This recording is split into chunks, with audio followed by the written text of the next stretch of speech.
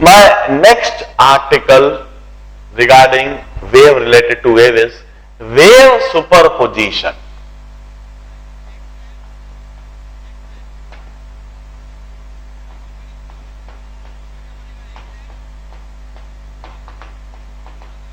अब फिजिकली इसका क्या मतलब है?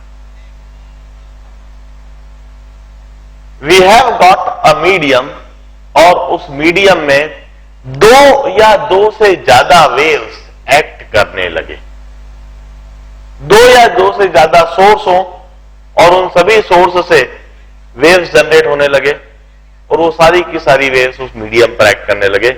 ऐसी कंडीशन में उस मीडियम में किसी भी पार्टिकल की रिजल्टिंग मोशन किस तरह की होगी, that is described by wave superposition. देखिए, अभी तक मैंने रस्सी का एक सिरा रिजिड सपोर्ट से बांध दिया था और दूसरा सिरा मेरे हाथ में था। रिजिड सिरे, जो रिजिड सपोर्ट था, उस रिजिड सपोर्ट पर वह रस्सी का जो एंड था बिल्कुल फिक्स था, वह बिल्कुल भी मूव नहीं कर सकता था। और इस दूसरे एंड से मैं, now I became the source and I am generating some wave, some transverse propagating wave, और मेरे द्वारा जनरेट की गई वेव्स वो उस रस्सी में मैं डाल रहा था। रस्सी का कोई सा भी पार्टिकल मेरे द्वारा जनरेट की गई ट्रांसवर्स प्रोपोगेटिंग वेव के अकॉर्डिंग कुछ मूवमेंट कर रहा था और उसके लिए हमने इक्वेशन भी लिख दी। और जस्ट इमेजिन अ सिचुएशन, सामने का जो सिरा था, जो एंड था, जो रिजिड सपोर्ट से बंधा हुआ था, वो मैंने खोल दिया और उस सिरे को मैंने आपके हाथ में पकड़ा दिया। अब रस्सी का एक एंड आपके हाथ में है और रस्सी का दूसरा एंड मेरे हाथ में। अब मैं कहता हूं, now you also become a source, आप भी सोर्स बन जाइए, आप भी वेव्स जनरेट करने लगिए और आप भी ट्रांसवर्स प्रोपोगेटिंग वेव जनरेट कीजिए और आप भी इस रस्सी के ऊपर वह ट्रांसवर्स प्रोपोगेटिंग वेव डालिए। और इधर से मैं भी वही काम करता हूं, मैं भी इधर से टू एंड फ्रो मोशन दे रहा हूं, मैं भी इधर से रस्सी को डिस्टर्ब कर रहा हूं और मेरे द्वारा क्रिएट करा गया डिस्टर्बेंस वह इस रस्सी पर प्रोपोगेट करता है और सामने से आप भी डिस्टर्बेंस जनरेट करने लगे, आप भी इस तरह से टू एंड फ्रो मोशन देने लगे। Now you are another source, you are generating transverse propagating wave और अब आपके द्वारा जनरेट की गई वेव भी उसी रस्सी पर एक्ट करती है। अब रस्सी का कोई सा भी पार्टिकल जो रस्सी पर है, इधर से भी एक वेव आ रही है, इधर से भी एक वेव आ रही है, इधर से भी एक डिस्टर्बेंस की इक्वेशन चली आ रही है, इधर से भी एक डिस्टर्बेंस की इक्वेशन चली आ रही है। अब रिजल्टिंग इस पार्टिकल का मूवमेंट कैसा होगा, रिजल्टिंग इस पार्टिकल का डिस्टर्बेंस कैसा होगा, that is described by wave superposition. हम कहते हैं कि दो जगह से जनरेट की गई वेव्स इस रस्सी पर सुपर इंपोज कर गई। अब रस्सी का पार्टिकल सिर्फ इस जगह से आने वाली वेव के हिसाब से भी नहीं चलेगा, सिर्फ इस जगह से आने वाली वेव्स के हिसाब से भी नहीं चलेगा, इन दोनों वेव्स को हम ऐड करेंगे और इन दोनों वेव्स को ऐड करके इनका सुपर इंपोजिशन करेंगे। अब रिजल्टिंग मोशन पार्टिकल का किसी और तरीके से होगा जिसके लिए हम मैथमेटिक्स लिख सकते हैं और जिसके लिए हमें मैथमेटिक्स डिस्क्राइब करनी है। मैं दूसरी सिचुएशन बताता हूं। तो तालाब का पानी बिल्कुल शांत, बिल्कुल स्थिर, उसमें मैंने एक टेनिस बॉल पहले से ही फेंक रखी है और वह टेनिस बॉल तालाब के पानी के ऊपर तैर रही है, जो मुझे बिल्कुल क्लियरली अलग से ही दिख रही है। येलो कलर की टेनिस बॉल पानी के सरफेस पर दिख रही है और मैं दूर से ही उसे देख सकता हूं। यह वह टेनिस बॉल है जो तालाब के सरफेस पर तैर रही है। अब इसके पहले मैंने एक पत्थर उठाया था और एक पत्थर उठाकर तालाब में फेंका था। जैसे ही वह पत्थर तालाब में गिरा, वैसे ही उस पॉइंट से वेव जनरेट हुई, रेडियली आउटवर्ड सर्कुलर फॉर्म में वह प्रोपोगेट होने लगी। और जब वहां वेव प्रोपोगेट हो रही थी तो उस समय तालाब के सरफेस पर यह टेनिस बॉल उसके साथ सरफेस पर ऐसे ऊपर नीचे हो रही। उस टेनिस बॉल की जो मोशन थी, that was guided by that single transverse propagating wave, जो एक जगह से जनरेट हो रही थी और एक जगह से आगे बढ़। अब मैं क्या करता हूं इस इवेंट में, जो मैं समझा रहा हूं वेव सुपरपोजिशन, मैं दो पत्थर उठाता हूं, दो पत्थर उठाकर दो पत्थर को तालाब में फेंक देता हूं। एक पत्थर इस जगह पर गिरता है और इस जगह पर सोर्स S1 बन जाता है, एक पत्थर इस जगह पर गिरता है और इस जगह पर सोर्स S2 बन जाता है। इस जगह पर जो पत्थर गिरा, इसके रेडियली आउटवर्ड या इस तरह से वेव्स जनरेट हुई और इस जगह पर जो एक पत्थर गिरा है, इधर से इस तरह से waves.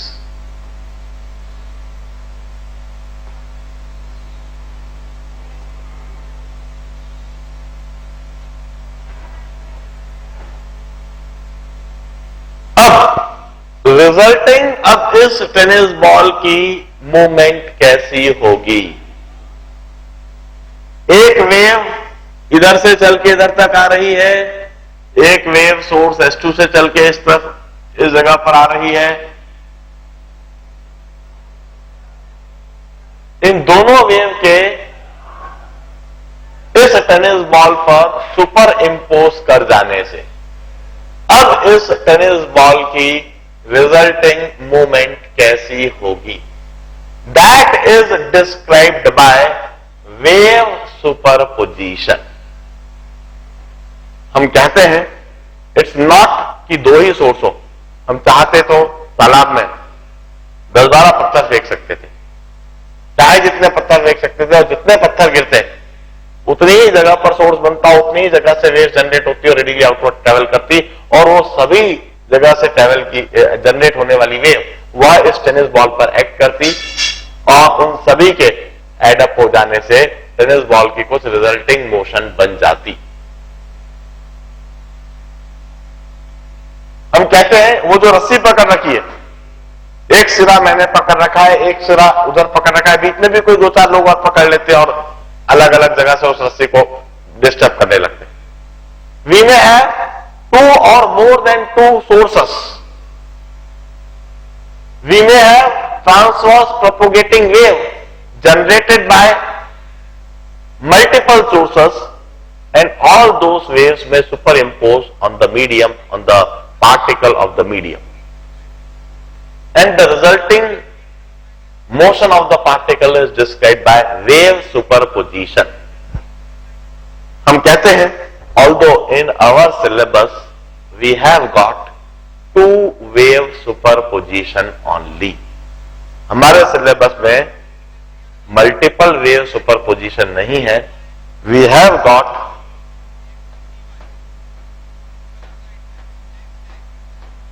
two wave superposition only in our syllabus. दो सोर्सेस होंगे, waves generated by two sources. Waves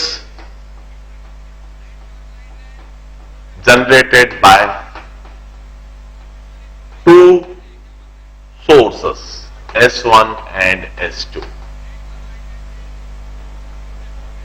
अब once again यह जो दो वेव सुपर इंपोज कर रही है, ये कई तरह से अलग हो सकती है, इनमें कई तरह से डिफरेंस हो सकता है. पहला डिफरेंस, जैसे मैं रस्सी की बात करूं, रस्सी का एक सिरा मेरे हाथ में, हो सकता है कि मैं कुछ ज्यादा एम्पलीट्यूड से इस रस्सी को टू एंड फ्रो मोशन दे रहा हूं, मेरे द्वारा जनरेट की गई वेव उसका एम्पलीट्यूड काफी अधिक है, और आप सामने जो वेव जनरेट कर रहे हो होले होले जरा जरा सा छोटे से एम्पलीट्यूड के साथ ऐसे ऐसे डिस्टर्बेंस दे रहे हो। इस इधर जो सोर्स है उसके द्वारा जनरेट की गई वेव का एम्पलीट्यूड ज्यादा है, और इधर जो वेव है, इधर जो वेव जनरेट हो रही है इसके द्वारा जनरेटेड एम्पलीट्यूड कम है। द टू सुपरपोजिंग वेव में differ in amplitude. For example, इस जगह पर जो पत्थर फेंका वो बड़ा पत्थर गिरा, बड़ा पत्थर गिरने से इधर डिस्टर्बेंस ज्यादा हुआ, इधर एम्पलीट्यूड ज्यादा हुआ, जबकि इस जगह पर जो पत्थर फेंका वो छोटा पत्थर था, छोटा पत्थर फेंकने से डिस्टर्बेंस कम हुआ, जो वेव जनरेट हुई उसका एम्पलीट्यूड कम था। So the two superposing wave में differ in their amplitude. Superposing wave में एक और डिफरेंस हो सकता है, भाई इधर मैंने वेव जनरेट करना पहले चालू कर दिया, और सामने से आप एक फ्रैक्शन ऑफ सेकंड तक तो देखते रहे, आपने पहले समझा कि करना क्या है, और फिर कुछ समय के बाद में आपने डिस्टर्ब करना चालू करा, मतलब इधर से वेव जल्दी जनरेट होना चालू हो गई, और इधर से जो वेव जनरेट हो रही है उसमें हल्का सा एक टाइम डिफरेंस आ गया। हल्का सा टाइम डिफरेंस आ जाने से वहां एक फेज डिफरेंस आ गया। तो phase difference is 2 pi by T into delta T. यदि टाइम का डिफरेंस आ जाता है तो वहां फेज डिफरेंस आता है। फॉर एग्जाम्पल, इस जगह पर पत्थर पहले गिर गया, जबकि इस जगह पर पत्थर एक फ्रैक्शन ऑफ सेकंड के बाद गिरा। इस जगह पर पत्थर पहले गिर गया, इसलिए इस जगह से वेव जल्दी जनरेट होना चालू हो गई, और इस जगह पर पत्थर बाद में गिरा, इसलिए इस जगह से वेव बाद में जनरेट होना चालू हुई। तो वेव जनरेट करने में यदि डेल्टा टी का टाइम डिफरेंस आ जाए तो वहां पर फेज डिफरेंस आ जाता है। इसके अलावा एक और बात है, तो हो सकता है मैं रस्सी में वेव डाल रहा हूं इधर से, और उधर से आप रस्सी में वेव डाल रहे हैं।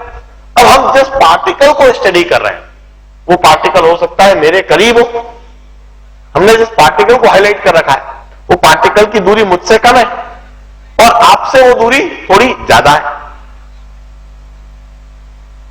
तो इधर से जनरेट की गई वेव वो कम दूरी ट्रेवल करेगी उस पार्टिकल तक पहुंचने में, और उधर से जनरेट की गई वेव उसको उस पार्टिकल से तक पहुंचने में ज्यादा दूरी तय करना होगी। इस तरह से वहां एक पाथ डिफरेंस आ गया। फॉर एग्जाम्पल, इधर सिचुएशन दिखेगी, पॉइंट S1 से जो वेव जनरेट करी और पॉइंट S2 से जो वेव जनरेट करी, यह टेनिस बॉल S1 से करीब है, इसकी दूरी S1 से कम है, जबकि S2 से इसकी दूरी ज्यादा है। S1 से जनरेट की गई वेव वो जल्दी टेनिस बॉल तक पहुंच जाएंगी, और S2 से जनरेट की गई वेव उसको दूरी ज्यादा तय करना है। इस तरह से वहां पर एक पाथ डिफरेंस है, और जब पाथ डिफरेंस आ जाए उसकी वजह से भी एक फेज डिफरेंस आ जाता है। हम कहते हैं द टू सुपरपोजिंग वेव में डिफर इन फेज। जो दो वेव सुपर इंपोज कर रही हैं उनके फेज में कुछ डिफरेंस हो सकता है। वो फेज में डिफरेंस या तो टाइम डिफरेंस की वजह से हो सकता है या पाथ डिफरेंस की वजह से हो सकता है, किसी भी वजह से वहां पर फेज डिफरेंस आ सकता है। द टू सुपरपोजिंग वेव में differ in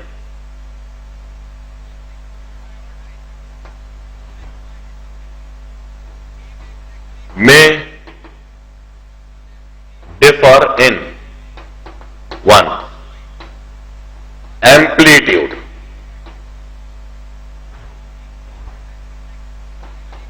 it may differ in phase.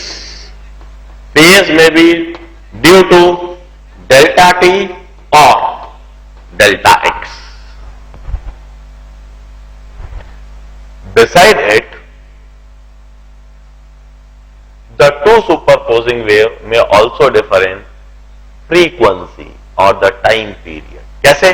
भाई इस जगह पर मैं जो वेव जनरेट कर रहा हूं बहुत तेजी से, कुछ ज्यादा ही फ्रीक्वेंसी है, टाइम पीरियड कम है, तेजी से ऐसे टू एंड फ्रो मोशन दे रहा हूं, और आप सामने से वेव जनरेट कर रहे हो, बन सके धीरे धीरे बोले बोले ऐसे ऐसे हिला रहे हो। हम कहते हैं इस केस में आप जो वेव जनरेट कर रहे हो उसका टाइम पीरियड ज्यादा है, उसकी फ्रीक्वेंसी कम है। इधर से जनरेट की गई वेव की फ्रीक्वेंसी और उधर से जनरेट की गई वेव की फ्रीक्वेंसी अलग अलग हो सकती है। The wave generated by two source S1 and S2 may differ in frequency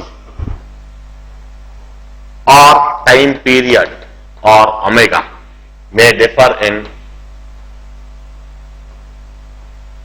frequency or time period or angular velocity। ये सारी चीजें की है, ये सभी एक दूसरे से रिलेटेड है। फ्रीक्वेंसी, टाइम पीरियड और ओमेगा एक दूसरे से रिलेटेड ही है, एक ही बात होती है। अब इस तरह से हम कहते हैं दो सोर्स से जनरेट की गई वेव अलग अलग एम्पलीट्यूड की, फेज की और फ्रीक्वेंसी पर हो सकती है, मगर इस चैप्टर को पढ़ते समय हम कभी भी डिफरेंट फ्रीक्वेंसी वाली वेव को कभी भी सुपर इंपोज नहीं करेंगे। इस चैप्टर में फ्रीक्वेंसी डिफरेंस कभी नहीं होगा। हम जिन वेव्स को सुपर इंपोज करेंगे उनका एम्पलीट्यूड डिफरेंस हो सकता है, उनका फेज डिफरेंस हो सकता है, मगर अलग अलग फ्रीक्वेंसी की, अलग अलग एंगुलर फ्रीक्वेंसी की वेव्स को इस चैप्टर में वेव ऑप्टिक्स में कभी भी सुपर इंपोज नहीं करा जाएगा। हम two wave superposition having same frequency, उसी को बड़ा डिटेल में, उसी को बड़ा एलाबोरेट में पढ़ेंगे, समझेंगे। इनफैक्ट वही हमारे सिलेबस में है। डिफरेंट फ्रीक्वेंसी वाली वेव्स का सुपरपोजिशन हमारे सिलेबस में नहीं है। अब कोई, मैं इसी सिचुएशन को स्टडी करता हूं, सोर्स S1 पर एक पत्थर गिरा, तालाब के इस पॉइंट पर एक पत्थर गिरा और ये सोर्स S1 बन गया, और तालाब के इस पॉइंट पर दूसरा पत्थर गिरा और ये सोर्स S2 बन गया। सोर्स S1 से एमिट होने वाली वेव x1 डिस्टेंस ट्रेवल करी है, सोर्स S2 से एमिट होने वाली वेव x2 डिस्टेंस ट्रेवल करी है। मैं दोनों पत्थर को सेम टाइम पर गिरा हुआ सोचता हूं। इस समय मैं फेज डिफरेंस जो सोचूंगा वो पाथ डिफरेंस की वजह से सोचूंगा, टाइम डिफरेंस की वजह से नहीं सोचता हूं। मैं यह इमेजिन करता हूं कि दोनों पत्थर तालाब में एक साथ गिरे, पॉइंट S1 से भी वेव और पॉइंट S2 से भी वेव दोनों एक साथ जनरेट होना चालू हुई। इधर मैं लिखता हूं due to S1 Y1 is A1 sin omega t.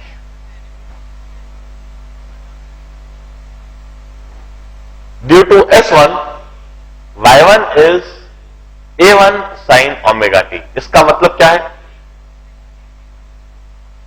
सिर्फ S1 पर पत्थर गिरा होता और उससे वेव्स जनरेट होती, उससे जनरेट हुई वेव इस टेनिस बॉल तक पहुंचती, तो उस टेनिस बॉल की मूवमेंट इस तरह से लिखी जा सकती है, y1 is equal to a1 sine omega t। अब मैं लिखता हूं to S2, Y2 is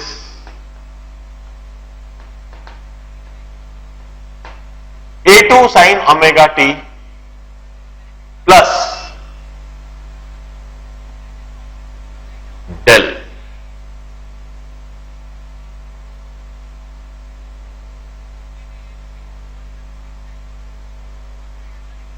अब देखिए, सबसे पहले ड्यू टू S2, इसका मतलब क्या है? ड्यू टू S2 मीन्स यदि पॉइंट S2 पर ही सिर्फ एक ही पत्थर गिरा होता, सोर्स S1 नहीं होता, पॉइंट S1 पर पत्थर नहीं गिरा होता, पॉइंट S2 पर एक ही पत्थर गिरा होता और इधर से वेव्स जनरेट होती, और सिर्फ S2 से जनरेट की गई वेव वो यदि टेनिस बॉल तक पहुंचती, तो उसकी वजह से टेनिस बॉल की movement it would be according to this equation, y2 equal to A2 sin omega t plus. आप देखिए, सोर्स S1 से भी वेव आ रही है, सोर्स S2 से भी वेव आ रही है, दोनों आने वाली वेव में मैंने एम्पलीट्यूड में डिफरेंस दिखा दिया है, क्योंकि एम्पलीट्यूड में डिफरेंस हो सकता है। सोर्स S1 से आने वाली वेव उसका एम्पलीट्यूड A1 है, सोर्स S2 से आने वाली वेव उसका एम्पलीट्यूड A2 है, मींस द टू वेव्स में डिफर इन एम्पलीट्यूड। वो चीज मैंने इधर दिखा दी है। द टू वेव में डिफर इन फेज, देयर में बी सम फेज डिफरेंस, वो भी मैंने इधर दिखा दिया है। Y1 का फेज है ओमेगा टी और Y2 का फेज है ओमेगा टी प्लस डेल, मतलब कि वहां पर फेज डिफरेंस डेल का है, del is the phase difference. और ये फेज डिफरेंस क्यों आया है ये भी बताता हूं। भाई S1 पर भी पत्थर गिरा, S2 पर भी पत्थर गिरा, दोनों एक साथ गिरे, टाइम का कोई डिफरेंस नहीं दिखा मैंने कहा, दोनों एक ही साथ गिरे, मगर पाथ का डिफरेंस है। हम कहते हैं पाथ डिफरेंस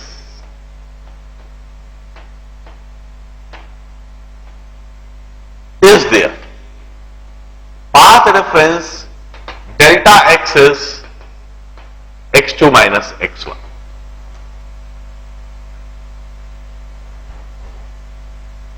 S1 से आने वाली वेव ने तो सिर्फ x1 डिस्टेंस ट्रेवल करा है, S2 से आने वाली वेव ने x2 डिस्टेंस ट्रेवल करा है, दोनों के द्वारा ट्रेवल्ड डिस्टेंस में डिफरेंस है, डेल्टा x का डिफरेंस है x2 minus x1. This is the path difference between the two superposing waves. दोनों वेव्स जिनको मैं सुपरपोज करवाने वाला हूं उनमें यह path difference.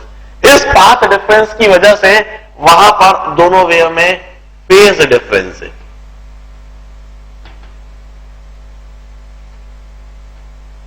That phase difference delta phi is 2 pi by lambda into delta x, और इसको मैंने डेल से डिनोट कर दिया जो इधर दिख रहा है। This is the phase difference between the two superposing waves.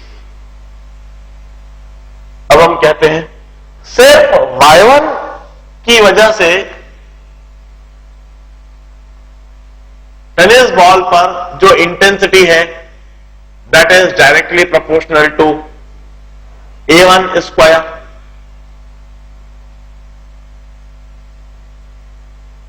Source S1 की वजह से टेनिस बॉल के पास जो इंटेंसिटी होगी, जो एवरेज एनर्जी होगी, that is directly proportional to square of amplitude A1। सिर्फ Y2 की वजह से टेनिस बॉल पर जो इंटेंसिटी होगी that is directly proportional to A2 square.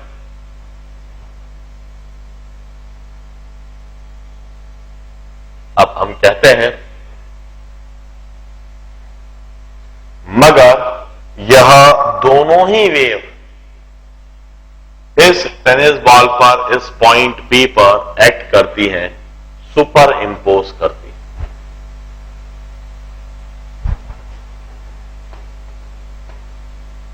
Due two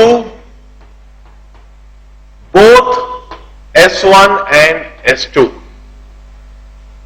point P पर y होएगा y1 plus y2।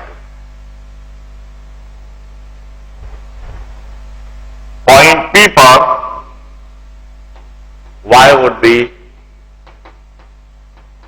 a1 sin omega t plus a2 sin omega t plus del।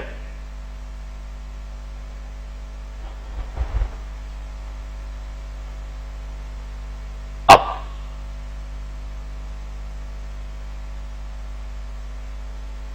देखिए, अब इस इक्वेशन को मैं सबसे पहले इसका सॉल्यूशन और इसका फाइनल आंसर और फाइनल रिजल्ट पहले लिख देता हूं, फिर उसके बाद समझाऊंगा कि यह फाइनल आंसर और यह फाइनल रिजल्ट कैसे आया। हम कहते हैं if we solve this we will get this y is equal to a sin omega t plus beta।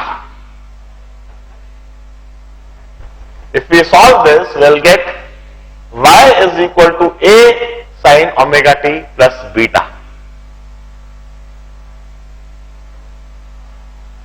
where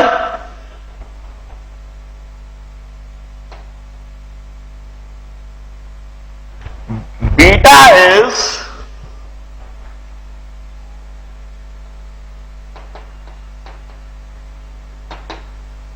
tan inverse of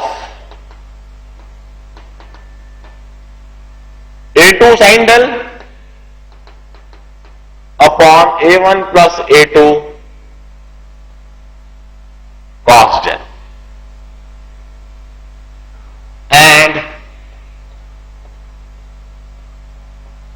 amplitude square is a1 square plus a2 square plus 2 a1 a2 cos del,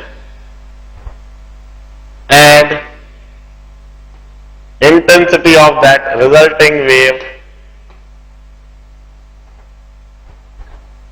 at point P is directly proportional to a square, and that intensity at point P is I1 plus I2 plus 2 under root of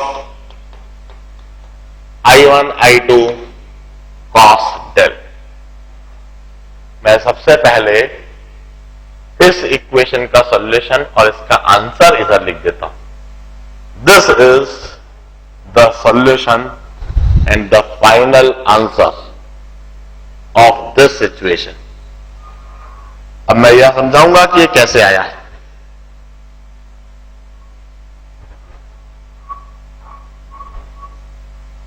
हम कहते हैं S1 से भी एक transverse propagating wave आ रही है, S2 से भी एक ट्रांसवर्स प्रोपोगेटिंग वेव आ रही है। दोनों जब सुपर इंपोज कर जाए, दोनों जब एड अप हो जाए, दोनों जब टेनिस बॉल पर एक्ट करने लगे, तो टेनिस बॉल पर y equal to y1 plus y2, y equal to a1 sin omega t plus a2 sin omega t plus del। जब ये दोनों वेव एड अप हो जाती हैं, तो टेनिस बॉल की जो मूवमेंट है वो अभी भी साइनोसॉइडल ही रहती है, वो अभी भी अकॉर्डिंग टू साइन फंक्शन ही रहती है। उसका एम्पलीट्यूड में फर्क आ जाता है, उसका एम्पलीट्यूड हो जाएगा a sign omega t plus beta. उसका जो फेज हो जाता है वो omega t plus beta. Omega T दोनों जगह पर है, ये ओमेगा टी था, ये ओमेगा टी प्लस डेल्टा रहता है ओमेगा टी प्लस बीटा। अब हम कहते हैं कि अब जो नई जो टेनिस बॉल की मूवमेंट है उसका जो एम्पलीट्यूड ए है, that amplitude is given by this equation, square of amplitude equal to a1 square plus a2 square plus 2 a1 a2 cos del। उसका जो फेज है beta, that beta is given by beta is equal to tan inverse of a2 sin del upon a1 plus a2 cos del। और इसकी जो intensity है which is directly proportional to square of amplitude, that intensity is given bye I1 plus I2 plus 2 under root of I1 I2 cos del। This is the final result, final answer जिसे हमें रटना है। अब मैं समझाता हूं ये कैसे आया है। बिल्कुल बेसिक ट्रिग्नोमेट्री से हमने इसे ऑब्टेन करा है। मैं इसे एक्सपांड करके लिखता हूं। y is equal to a1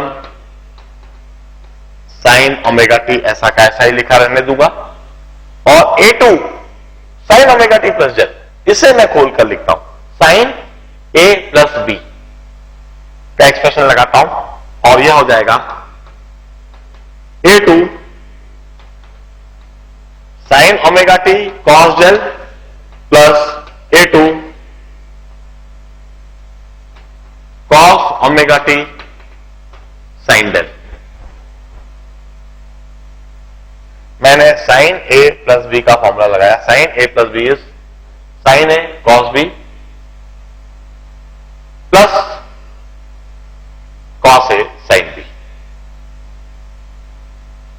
sign A cos B plus cos A sine B और a2 अंदर मल्टीप्लाई कर दिया। अब मैं साइन ओमेगा टी की टर्म्स को कलेक्ट कर लेता हूं। a1 इधर है और इधर साइन ओमेगा 2 की टर्म्स कलेक्ट करूंगा तो a2 कॉस डेल दिखेगा और यह साइन ओमेगा टी की टर्म्स कलेक्ट कर ली और कॉस ओमेगा 2 की टर्म्स अलग लिख देता हूं। a2 साइन डेल और इधर कॉस ओमेगा टी।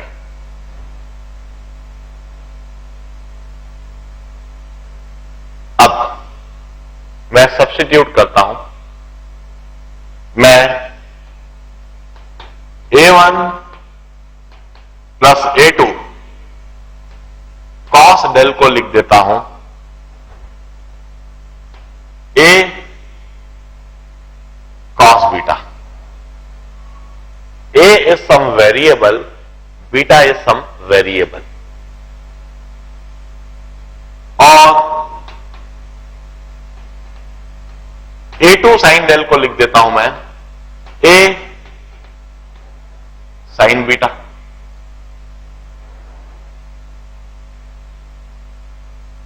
इस तरह से a और बीटा दो वेरिएबल्स मैंने इंट्रोड्यूस कर दिए।